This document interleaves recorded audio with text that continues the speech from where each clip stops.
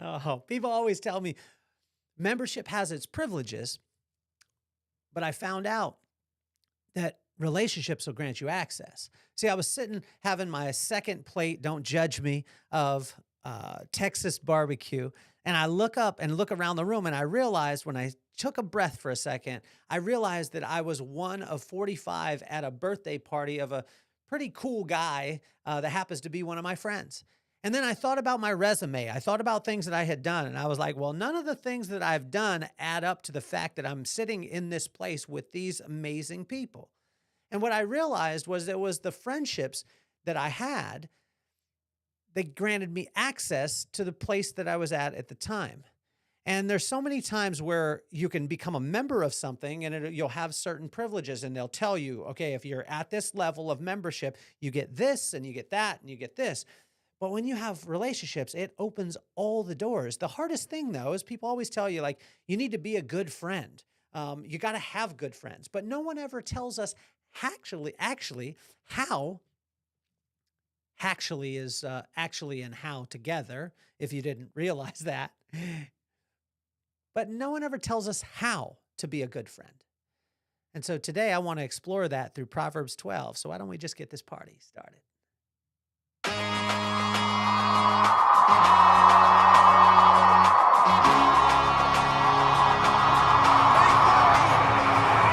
Nothing more on my mind. I got two shines, so every day I grind. Work in the morning, work in the evening. We's achieving, cause we believing. It's for certain, we put the work in. We ain't stopped just because it's hurting. Right before your eyes, so it's coming to no surprise. The takeover is televised. Over and over and over again. Make no mistake, we continue to win. Defeat never known, cause I will not lose. They wanna mimic my moves, but can't walk in my shoes.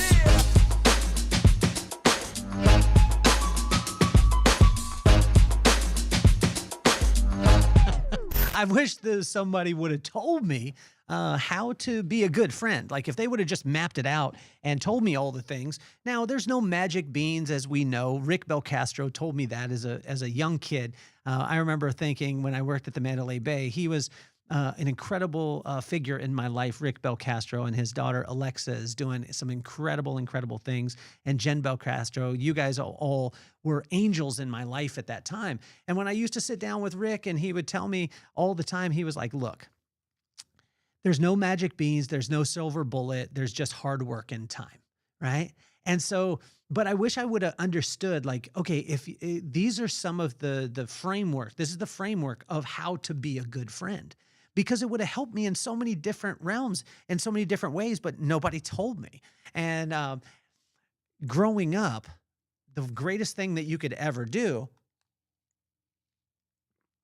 was to be a good friend, because membership gets you privileges, but relationships and friendships grant you access. I've got a chance to be in some places that I shouldn't be in based off of my resume, but I was able to be there because of the friends that I have. I got a chance to be able to speak at the only super max prison in the country. And the reason why is because my friend who lived across the street from me when I was in high school, Kristen Foster now, and she ended up working in the prison system, called me when she found out that I had a book, and she said, I'd like to have my, buy your book for my staff. And I said, absolutely. And she said, can you come and speak to the staff? And I said, well, the only way that I'll come and speak to the staff is if I can speak to the inmates too. And so she said, absolutely. She made it possible. So I got to go to the only supermax prison in all of the United States where they're holding El Chapo and speak to not only the staff, but speak to the inmates. And the only reason why is because I had a friend. It wasn't because I was crazy qualified. And all my friends freaked out. The speaker friends that I had freaked out, and they were like, oh my gosh, do you know what it takes to be able to get to speak in the prison system? And I was like, not really. And then they told me, and I was like, wow. And I almost didn't want to tell them that I got a chance to speak there just because I had a friend. And so what I want you to understand is that the friendships that you have will grant you access to things that you could never, ever, ever earn. And what God is saying is, I want to be your friend. And in Proverbs 12, it actually runs down, which is really cool, exactly how to be not only a good, but a great friend. So I'm going to move a couple of things around here. And also too, if you don't know, May 23rd is coming up. May 23rd is one of the greatest days of all time because it happens to be my 50th birthday. And if you don't have the workbook yet, Inchstones, it came out a couple of days ago. And it walks you through. It's a workbook that will unleash the wisdom of Proverbs, corresponding proverb, corresponding day. It's got a journal for a page for each month for 3 months. So you'll go through the 3 months of reading the exact same. Like on the first of the month, you'll read Proverbs 1, and then it'll ask you a simple question: what verse hit your heart? What did it make you think about? What action can you add today? And then the journal pages are right next to each other. So then that way you can see your progress from January, February, March, or March, April, May, in 3 months consecutive to see how the word starts to come alive. And so I've been working on it for like a year and a half and been studying this stuff for 30 years. So it's just, I'm really excited about that coming out. The link is in the bio. You guys can check that out. So let's hop into this because in Proverbs 12, it shows us how to build true relationships or friendships by being a good friend. Like, I think a lot of times people are like, oh, well, I want to know the definition of a good friend so I can seek them out. Now, God is saying, like, I want you to be a great friend. And if you could be a great friend, it has the tendency to be able to work out. I just was talking with my buddy Raymond, and if you haven't got a chance to come to Playgrounded in Carlsbad, California. It's a comedy club. He runs it. Comedy Juice is what let me see what his Instagram is. I'll tell you what it is. It is Comedy Juice Productions, and he produces all over, has some of the best comics. But I was just texting with him, and he set up 2 comics for me. He gave me the bill. I sent him a little bit more than what the bill was. He sent it back to me and said, "Hey, you sent me too much money. You want me to send it back?" That's a good friend, right? But I sent more money on purpose because I wanted to say thank you. And so his response to that, Raymond, was, "I appreciate it very much. Excited to see you this weekend. Still down to do the pod after the show." Absolutely. I'm going to have him on the podcast, and you guys are going to actually meet him, which I think will be amazing. So I just want to tell you, being a good friend has so many different benefits to it, but most of the time people won't tell us how. And now what we're going to do is we're going to go through and tell us how, or share with you what Proverbs 12. And I want to think about this. Like, I think about, like, I'm a huge Warriors fan. I don't know if you guys know that. I need to get some Warriors stuff in the back. But just the other night I was watching Jimmy Butler, Draymond Green, and Steph Curry. Steph Curry, arguably the greatest player that's ever played. Some people, Shaq has been saying this, you need to put him in the conversation, right? Still think Jordan is. LeBron, I don't believe it. Some people are, LeBron's the greatest or whatever it is. Michael Jordan's the greatest of all time. Hands down, 6 championships, or 6 finals, 6 championships. Didn't lose 1. So, and if he would have stayed, he would have actually won 8, because those 2 years of the gap years, he would have won 8 in a row. Now, some people will say, how am I even blanking on the name? How am I blanking on the name? 11. Bill Russell, 11 in a row. Completely understandable. He needs to be in that conversation too, but I think it's been great because Steph has gotten the conversation, especially because Shaq was saying that. But when I look at the relationship between a Jimmy Butler, Draymond Green, and a Steph Curry, I look at friendship. I look at that they're willing to be okay letting the light shine on the other one. Jimmy Butler just went for, I think, 38 the other night in the win against Memphis. And Steph was happy for him. Draymond was happy for him. Draymond didn't have to score all the points. He's okay with assisting. He's okay with doing the dirty work. That's what true friends do. And that's why I love the Warriors so much. It's team ball. I love it. And I hope this year, I'm not jinxing it, but I really hope that we go to the finals and win the finals. And then Steph just solidify, who you are. I mean, he already has anyway, but he's unbelievable. So in Proverbs 12, it shows us how to build great relationships by being a great friend. So let's hop into it in verse 1. Discipline brings knowledge, and resisting it is stupid. So When you're disciplined, it'll bring knowledge. When you are disciplined and you gain knowledge in your life, you have the ability to be able to understand, because knowledge, then understanding comes. You'll start to understand what it means to be a great friend. And resisting that discipline and resisting that knowledge is just stupid. That's what it's talked about in verse 1. And I love this in Proverbs 12 because it's very frank with us as we go along. If you break down Proverbs 2, what I want you to understand is in Proverbs chapter 1 through 10, that's all the features and benefits. From 11 through 20, those chapters, those are the consequences, or the warning against silliness, right? Because the silliness is absence of wisdom. And then from 21 through 30, it's all the consequences if you invite silliness into your life as opposed to wisdom. And then in Proverbs 31, it's the payoff. And so that's the way it's broken down, but you could check this in the workbook also and run right through it. In verse 2, 5, 8, and 21, do the right things for the right reasons, and the right things will always work out. And in friendship, I tell you, like I was just joking with my friend Will yesterday, and he texted me because I sent him a picture of a cabezon, and it was this really cool fish.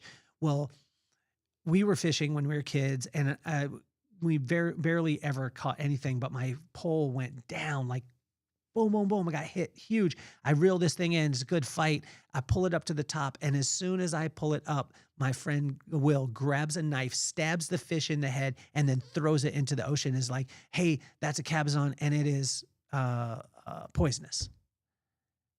And I was just like, what are you doing? But he was looking to save me. Well, we found out later that the spines aren't that poisonous, and they're really good eating, but Will was trying to save his friend. He was doing the right things for the right reasons. The right things turned out. And now we have a joke that we talk about all the time, that he killed the greatest fish that I've ever caught in my entire life. Thank you, Will. I appreciate you. I love you more than anything.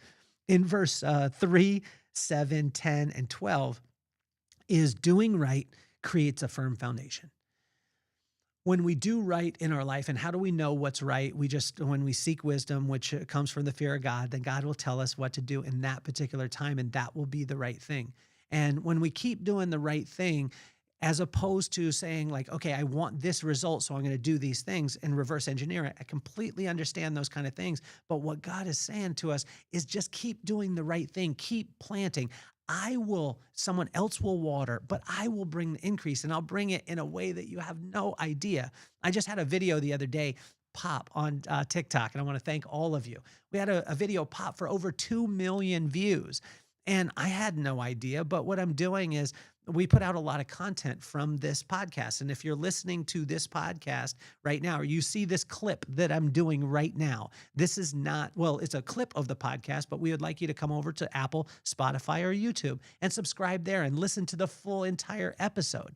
But we do these clips and we put them out on all of our socials. And when we did, one of them popped for 2 million views, which I thought was so amazing. But I didn't say like, I want 2 million views, so I'm going to say this. And that's where sometimes people get into challenges, is they say, I want this, so I'm going to do all these things. What God is saying to you is do the right thing for the right reason, and the right thing will work out in the right time.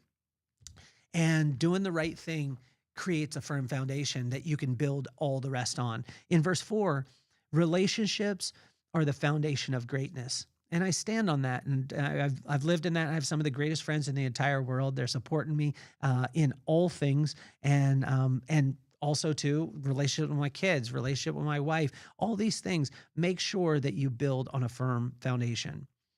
In verse 8, 15, 16, and 23, this one's a tough one because I move fast. Slow down and take thought of the future. Slow down and take thought of the future. What is this action? What is this word? What is this reaction going to do to the future of the friendship or the future of the relationship? Be conscious. Think about it.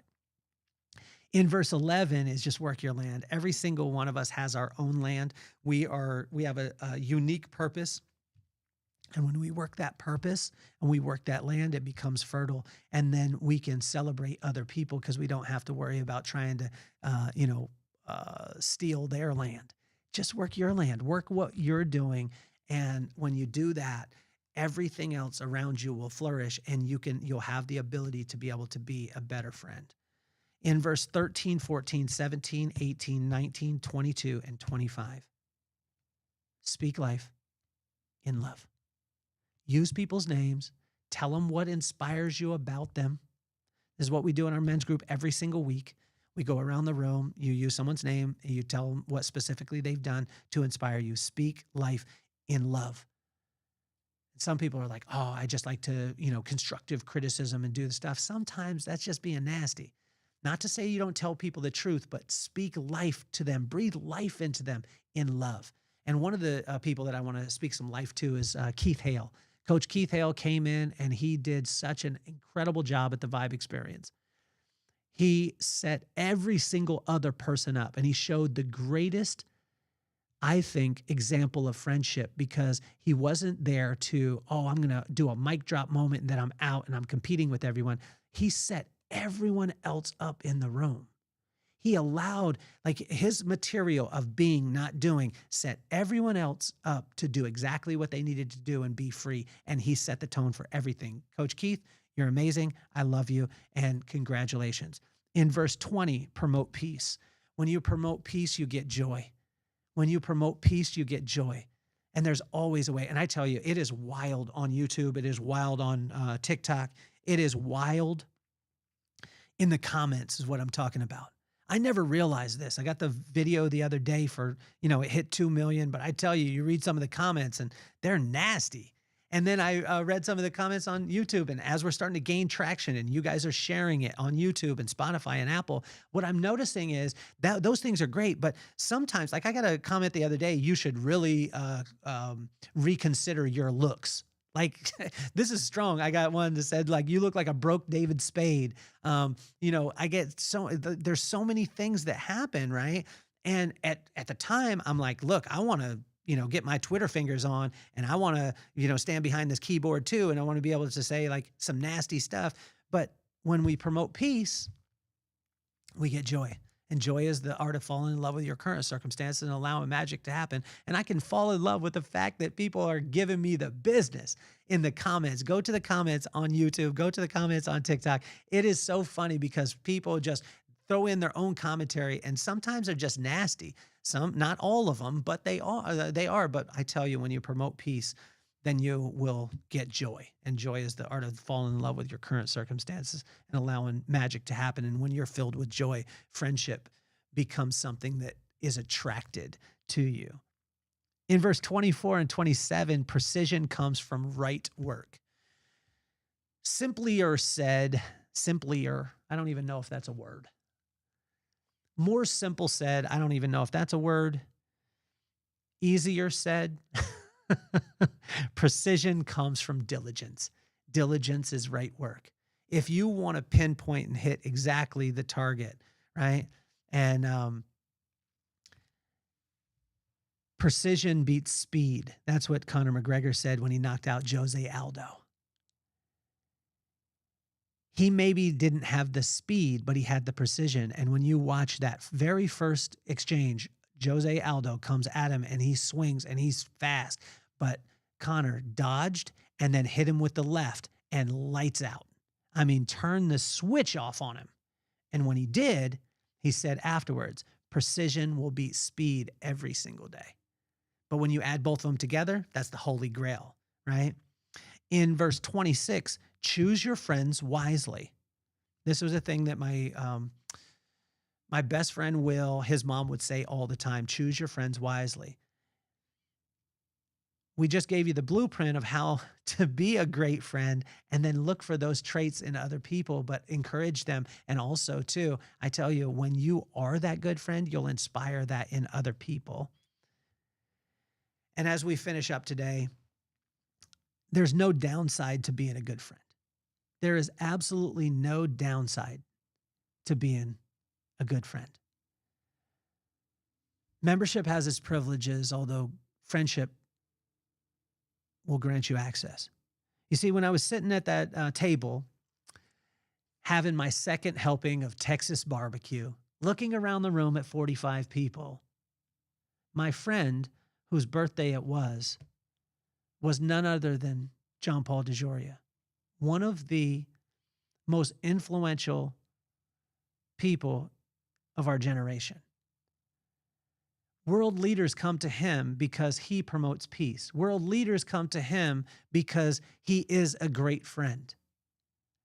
And as I'm sitting in the room and I'm thinking, there's no way in the world for me to write out a resume that would say that I'll be in a room with 45 people and it just not be, hey, you're invited, but as friends, 45 to 50 people of our friends that are sitting there having a private concert, having barbecue, hanging out, taking pictures, and just being in the room. There's no way that my resume would say that, but what did grant me access was the relationship that I've had with JP over the last 25, almost 30 years. And that's the only way to be able to explain that. The only way to be able to explain the fact of being able to get into places you should not be is because of the friendships that you have. And when I look at this, right, is when you're a good friend, magic happens. And the only way you will be able to explain to the only way you'll be able to explain those things is to direct their eyes to the people or the person who is the greatest friend of all, and that's sweet baby Jesus. It's incredible to be able to see that it's not a telling, like in Proverbs 12, it's not a telling, oh, you need to be this, you need to be that. It's just when we look back and we say, like, and we study what God's word is, he is that friend to us. He is the one that has unconditional love. He's the one that's telling us, come to me, all you who are heavy laden, and I will give you rest. I'm not going to list off all your wrongs. I'm not going to list off all those things. I'm simply going to sit with you wherever you are at, and that is to be a great friend. So we have the greatest example of it. I want to tell you guys how much I appreciate you and how much I appreciate you guys tuning into the podcast. If you haven't shared it yet and you're not subscribed on Spotify, YouTube, or Apple, go ahead and do that. Share it with a friend, which would be an absolute honor. If you're watching one of these clips and one of these clips hits you, right? And you see it on TikTok and you see it on Instagram, you see it on LinkedIn, you see it on Facebook, you see it on Twitter or on X, realize that this comes from a full episode of podcast that we have for you, over 648 episodes that want to pour into you and lift you up. We have interviews with some of the most iconic people in the world. We have commentary like this. And then we have a show where I go live and I call my friends randomly and they don't even know that they're on the podcast. I want to thank you guys so much. Check out the workbook too, Inchstones. It's available now. It took me a year and a half to be able to put together, but it's taken me 30 years to be able to study what I'm sharing with you guys. So I hope you have a phenomenal day. My name is Kelly Cardenas, and I'm officially off the hot seat. Peace, love, and soul.